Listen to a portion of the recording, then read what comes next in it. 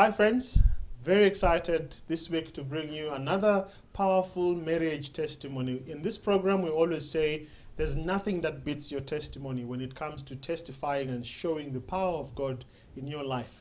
We're living in a society where marriage is being redefined. Yet we know when God founded this institution, He had certain ideals in mind. And so we took time to look for couples who may share the story of their own marriage and in the way celebrating what God has given to mankind as one of the best gifts of marriage. So this week I am talking to a powerful couple, Mr. and Mrs Nkomo. Greetings. How are you? How are you doing today? Good and very yourself? well. I am very excited to want to hear your story, so I will go straight into it. Maybe let's start by how it all started. Tell us about how you guys met and what were the vibes in your testimony that really brought you together. Well, ours is quite a long story. We've got time for it. Initially, we went to the same primary school. Okay. That was, I think, back in '92. Right. And then after primary school, we went separate ways. And then we re-met in 2008 Mm-hmm. in Berea Church. I think there was something that was happening at Berea. Okay. And then all of a sudden I came across her and they were like, how have you been? Then asked for the numbers, All right. promising to call her. I think it was on a Sunday, but then I called her the very same evening, just to. You couldn't wait to call. It was just for control, just to. Okay. Yeah. To make sure the number is Yeah, correct. it's working. So, because she seemed to be in a hurry. Okay. So I called the very same evening just to say, did you travel safely and all Alright. those kind of things. So you guys would be what we call childhood sweethearts? Or Not really. Back then it was just, primary stuff, you were in kids school? stuff. Yes, we You in must school. behave in school. Yeah, you know how it is. So, but Yeah. when I saw her 2008, it was a different story. Yes. It was a different story. Alright. Yeah. Okay. Mrs. Nkomo, what's your recollection of how you met? I was at school, MGI, Okay. and for some reason I'd stopped going to church. But that Okay. specific Saturday, I felt like going to church. So when I at Rivonia SDA, All but I right. got to Rivonia SDA, a friend of mine said, "Let's go to Berea. There's a music day." As I Alright. stepped into Berea, Yeah. I saw this guy that I last saw about 14 years ago, and I Wow. could recognize him. That's the funny thing, that Wow. he still looked the same, but older, obviously. Okay. And then yes, he asked for my numbers. Yeah. Funny enough, I've always been telling him that I was waiting for that call. I was thinking Sunday is too far. When is he going to call me? All right. So let's get into the details here. So this is just you reconnecting after 14 years of having Yes. met each other in school. But how did you actually get to say, let's go out and have a relationship? Tell us about those details. What actually happened? Because there are young people out there who want to know, how did uncle and auntie actually do it? Don't spare us the details. We want to hear everything. Well, there's a process to the things that we did. Okay.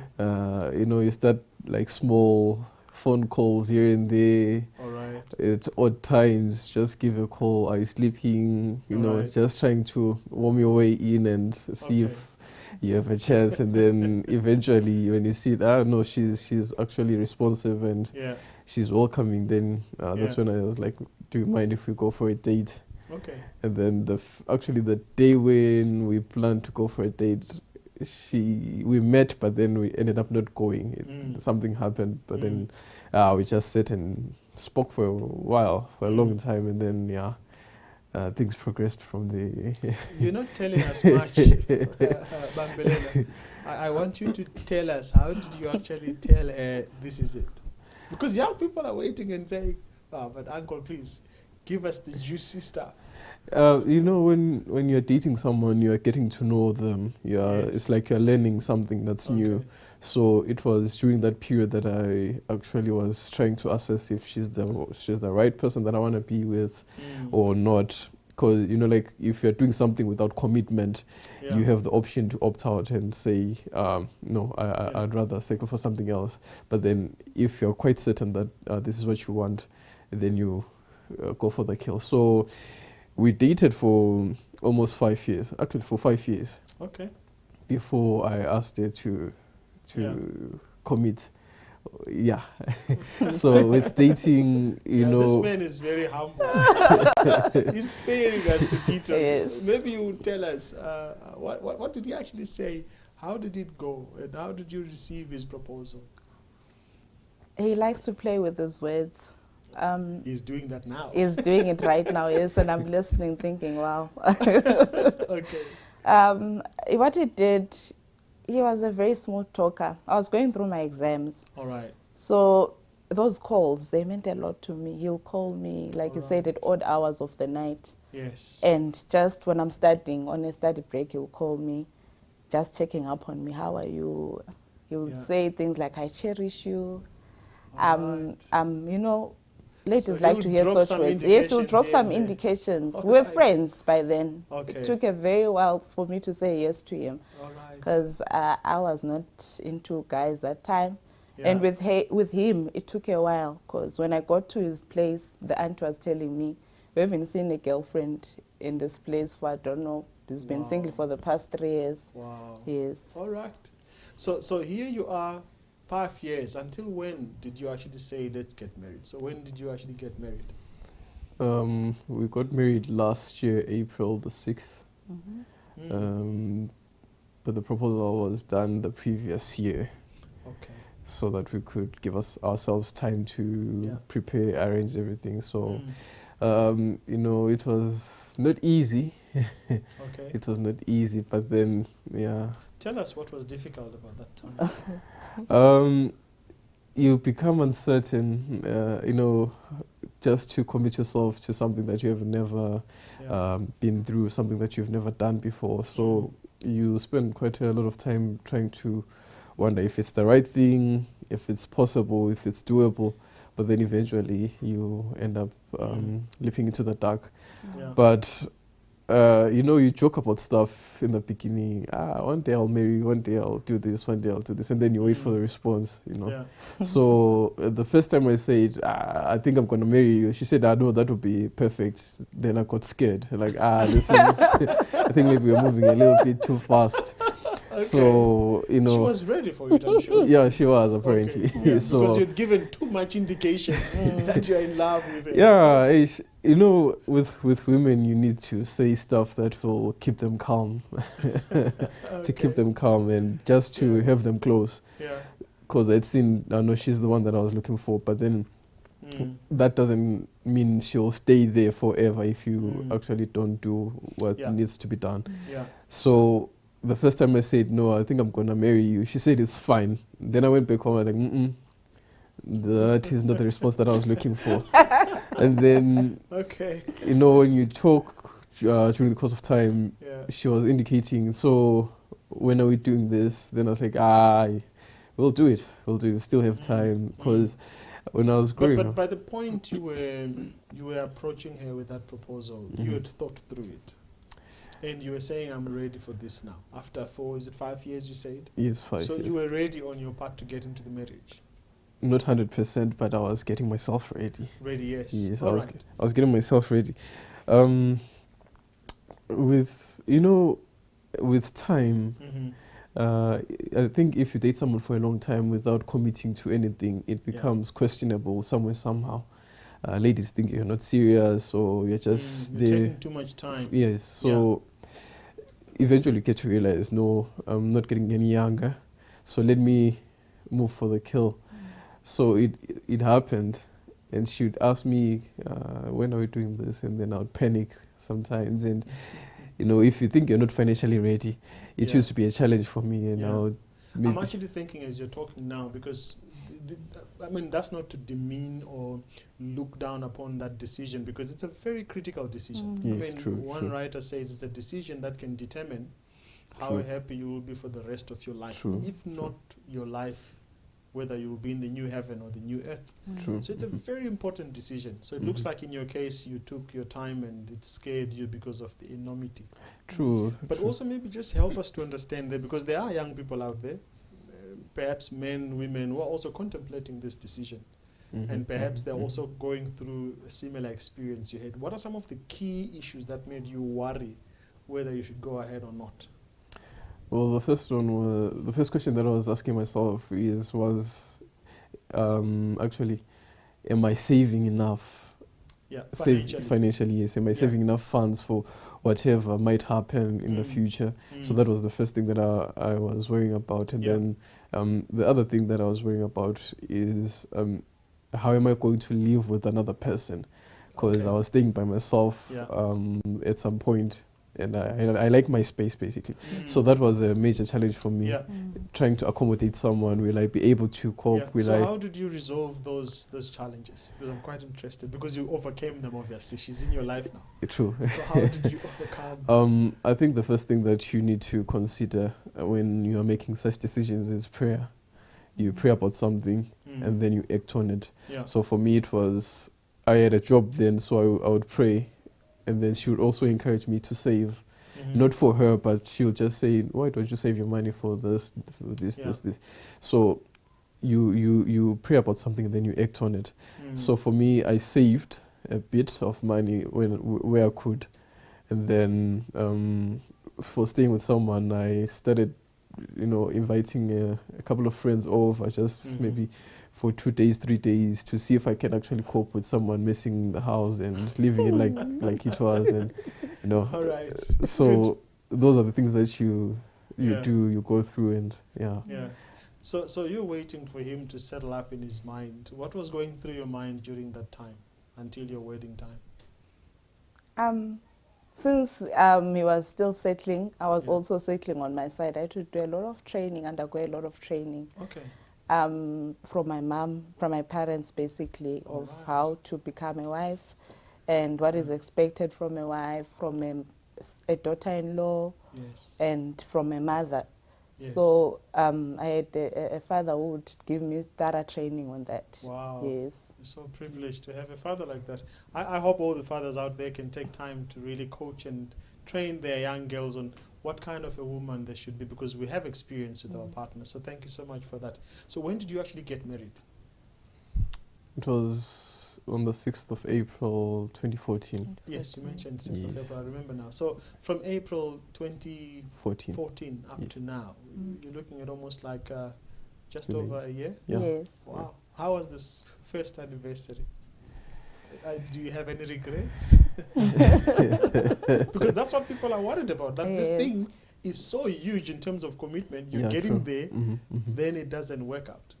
So you've had your first anniversary. Yes. How is it like? Well, the anniversary part of it, I honestly kind of forgot. You forgot the anniversary? I kind of forgot, but then remembered later on. So I tried to improvise and make up for it. But then up to now, I think I've enjoyed myself. I've learned a lot. Wonderful. The things that you think you know, and the experience that you think you've had, or the advice that you've had from other people, it's not guaranteed that it's going to work for your marriage. So some of these things you can only acquire when you're in that institute. So with that comes what you can say is a testimony. You can actually stand up and say, no, this is what I have experienced, and this is what I've learned, what works, what does not work. And you have these ups and downs that come along as well. But then at the end of the day, it's how you end the day. Whether it's been a bad day, it's been a good day, the bottom line is when it ends, how are you feeling? What's the mood like in the house? And basically that creates what you call your happiness and all those good memories. Now that you're talking about the good and the challenging, I want to find out in your marriage since 2014, what are some of the good and maybe not so good experiences that you've gone through?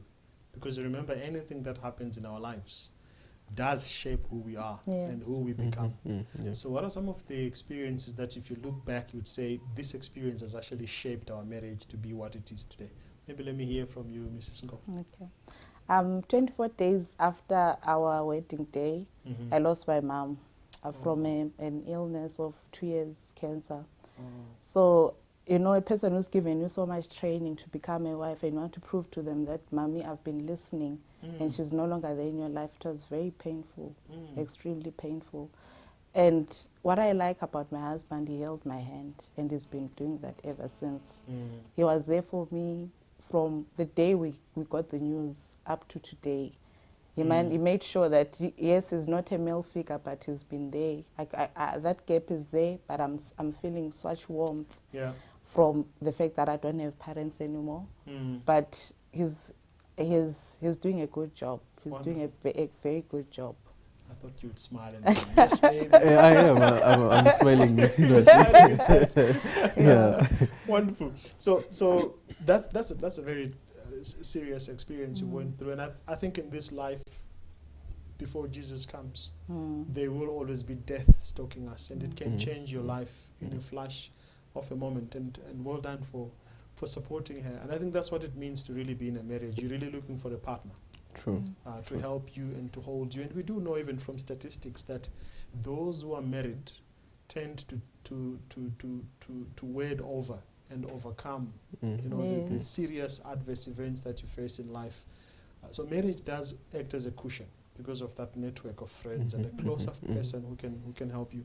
Any other experiences, perhaps, maybe good ones, that you would look back and say, this has really been a good thing in our marriage and it has kept us going? Well, I think maybe from that experience, from what she's just said, the one thing that I think I've learned is how to take care of someone other than myself. Because half the time we tend to be self-centered. Yeah. So if something like this happens, you think of it, if it was me, if it were me, what would the next person do for me? So you learn how to take care of others, and with that, should you face any more challenges that are similar, now you can say, okay, let me try this because I once did it and it worked. So that experience teaches you to be actually human and to be Christian-like, to be Christ-like, because you feel compassion for your partner. So I guess with that, it will teach you to search your heart and actually embrace the next person. You know, the Bible says the head of God is the head of Christ, and Christ is the head of the man, and man is the head of the woman. And it looks like Christ also, Paul says, husbands, love your wives, even as Christ loved the church and gave his life for it. Looks like you're actually explaining that principle, that in marriage, often as husbands, even as wives sometimes, you actually sacrifice your own comfort and personal space to accommodate and make someone feel good and have a better experience than yourself. So well done for that. And I think from what you said earlier, that's one of the things you struggled with. To say, can I live with someone? But the Lord has taught you how to actually look after someone. And in the experience that you went through, you actually stood with her. Well done, and thanks for that. Now, you've obviously got other relatives that you have. Your friends, your siblings. I don't know if you have sisters and brothers. Yes, definitely. And also your friends from childhood, from your college years. How do you relate? Perhaps let's start with your friends. Since you got married, how do you relate with them? Mrs. Nkomo, maybe let me start with you. One thing we agreed on when we were still dating, that we're going to have the same circle of friends. It's going to help us. So I've adopted his friends. He's also adopted mine. Actually, a very good friend of mine, he's adopted the friend. So with friends, we share each other's friends.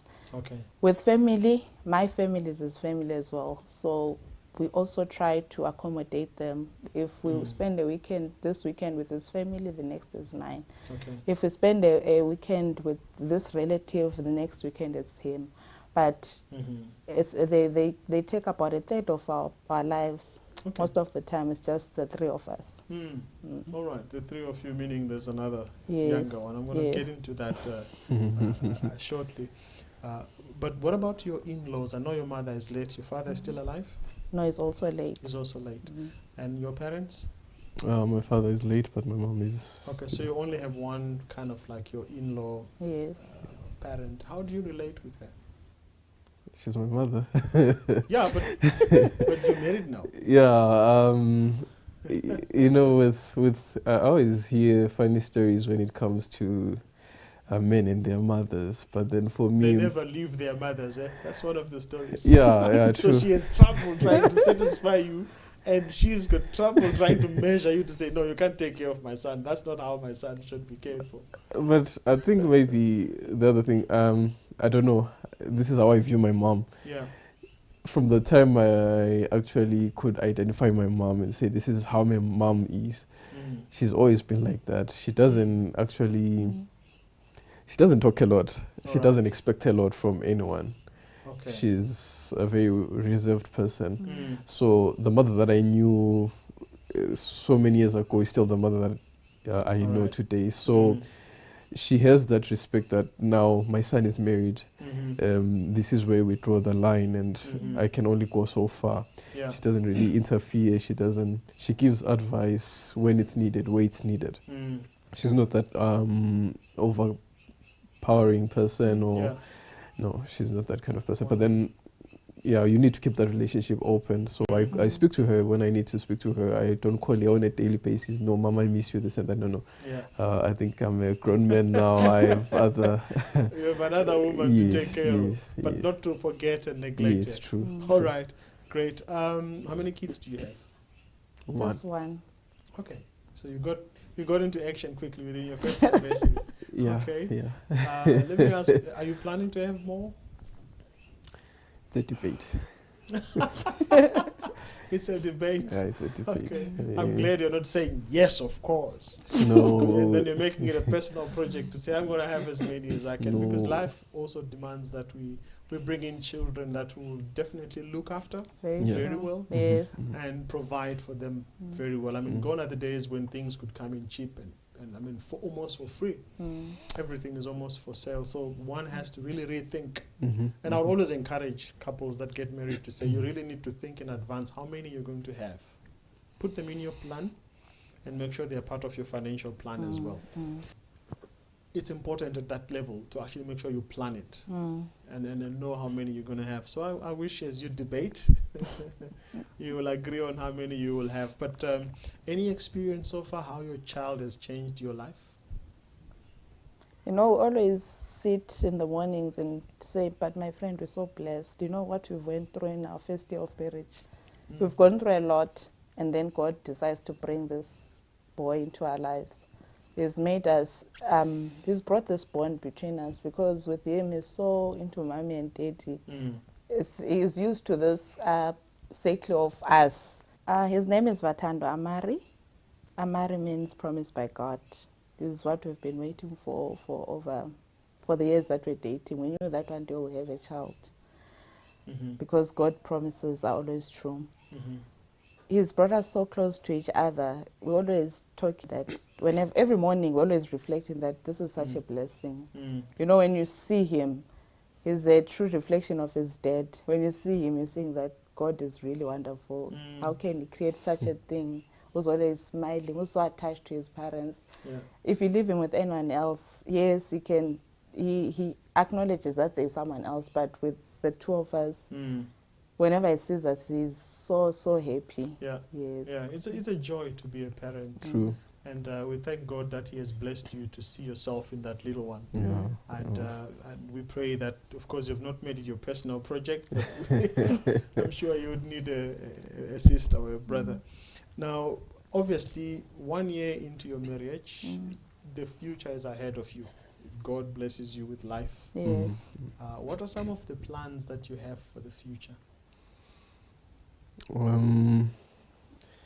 Okay, I think we are always thinking business. Okay. Business. We're always thinking of leaving behind a legacy for our family.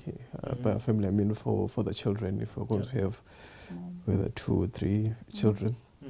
So we're always thinking, you know, when we're driving from work, we're always trying to see what is it that we can venture into, what is it that we can do. So we've identified a couple of things that we wanted to venture into. Okay. I'll just mention one of them, which is an Adventist crash. Okay. We're still trying to see where we're going to basically have it at, and trying to who's going to market it for us and all Yeah. those kind of things. So Yeah. that's one of the plans. So you're trying to invest in the future In of the future, children. yes. Yes. Teach them that Adventist education, which we Yes. know is one of the best in the world. Yes. But that's on the business side. In terms of your relationship, where are you taking yourselves to? You know, the primary focus in our relationship is to draw each other closer to God and to draw each other to heaven primarily.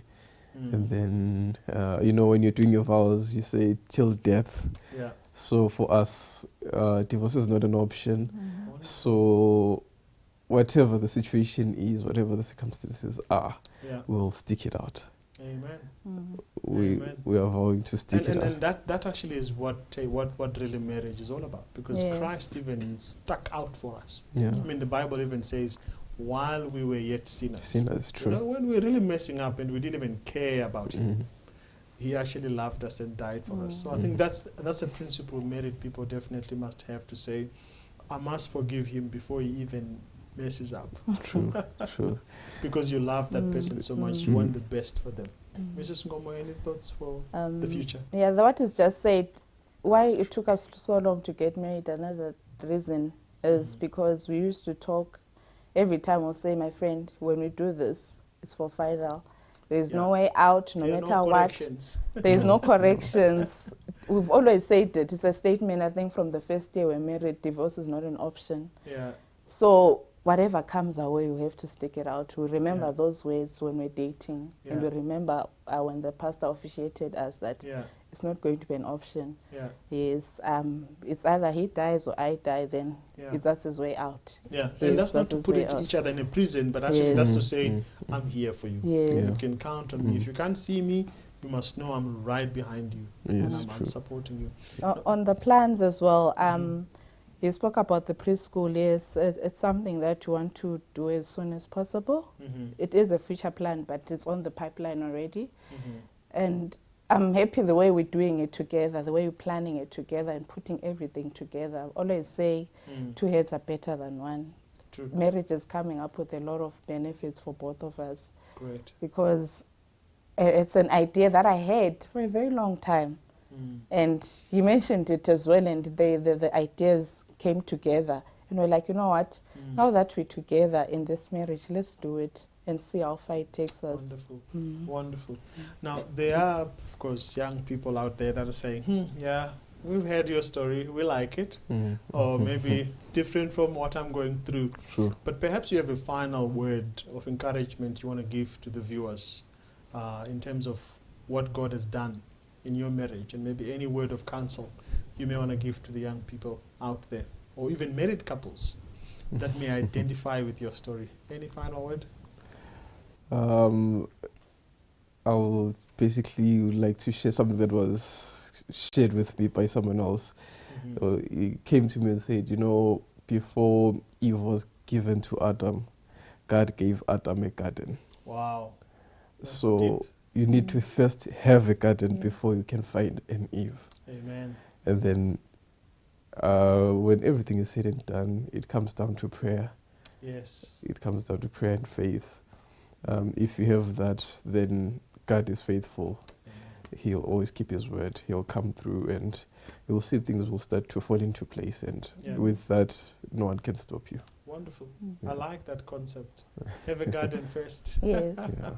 Beautiful. Any parting words, Mrs. Nkomo? There's misconceptions that marriage is jail and it's not a good thing. But Yeah. from my experience, I've enjoyed Mhm. every second of it. Mm-hmm. It's the best thing that has happened to me. Mm. So everyone out there who's contemplating, go into it, pray about it, prepare yourself. Mm. It's not an overnight thing. It just doesn't happen with the pop-off question of, will you marry me? You have to plan, you have to prepare. Mm. But at the end of it all, it's beautiful. Marriage is Wonderful. beautiful. Wonderful. Mm. Well done. And Thank we you. wish you all the best with your future years together. And may Thank God you. bless you. And thank you so much for taking time to come and share your story. And I'm Thank sure you. there's someone out there whom it will benefit. Thank So, you very much. Thanks very much. Mm. Well, friends, that's all we had for you this week. I'm very excited that you've joined us up to this phase. We also pray that the Lord may bless you and help you and guide you and smile upon you as you seek to build your own family. This is all we had. So this is Melusi from MelVee Productions. God bless you.